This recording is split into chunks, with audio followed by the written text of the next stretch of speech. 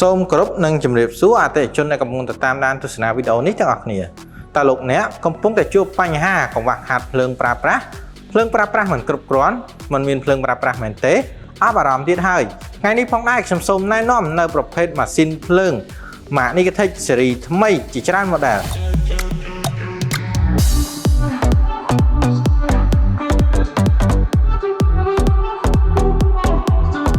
ចំពោះ model ទី1 model NCG I 4200 SE ចំពោះម៉ាស៊ីនភ្លើងនេះផងដែរគឺវាអាចផលិតភ្លើងបានចំនួន4 kW ជាប្រភេទម៉ាស៊ីនភ្លើង inverter ប្រើសាំងសុទ្ធដើរដោយប្រអប់ទាញហើយវាមានដេរងាយស្រួលក្នុងការបញ្ឆេះផងដែរចំពោះចំណុះធុងសាំងវិញម៉ាស៊ីននេះគឺវាអាចទុកសាំងបានចំនួន 5.5 លីត្រជាប្រភេទម៉ាស៊ីនភ្លើងប្រើភ្លើង220និងមានទម្ងន់87 គីឡូក្រាម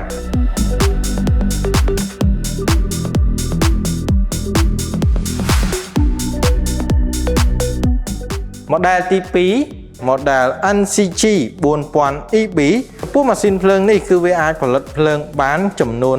3.5 គីឡូវ៉ាត់ជាប្រភេទម៉ាស៊ីនភ្លើងសាំងសុទ្ធដើរដោយប្រអប់ទាញជាពិសេសយើងបានភ្ជាប់មកជាមួយនឹងដេរងាយស្រួលក្នុងការបញ្ឆេះផងដែរចំពោះចំណុះធុងសាំងវិញគឺវាអាចទុកបានសាំងចំនួន20 លីត្រ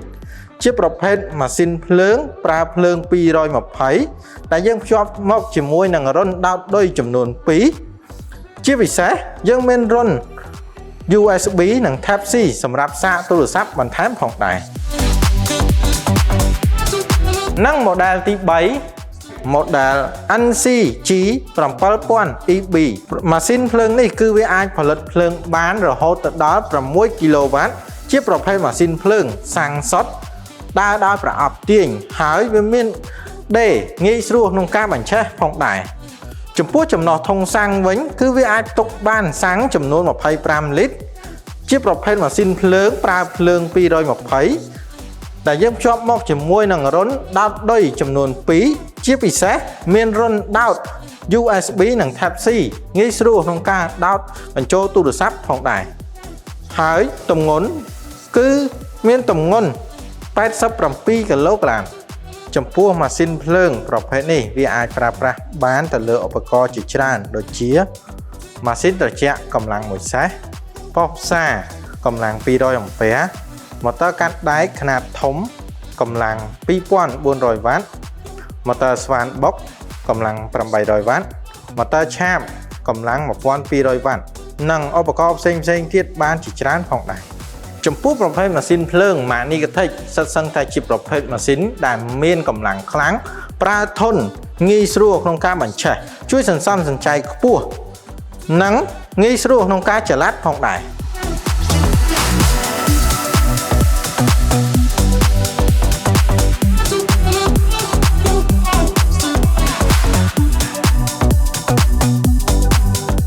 ផល Negative យើងក៏មានបន្ថែមទៅលើការធានារយៈពេល6 ខែនិង1ឆ្នាំទៅលើគ្រឿងបន្លាស់ទៅតាមប្រភេទផលិតផលនីមួយៗ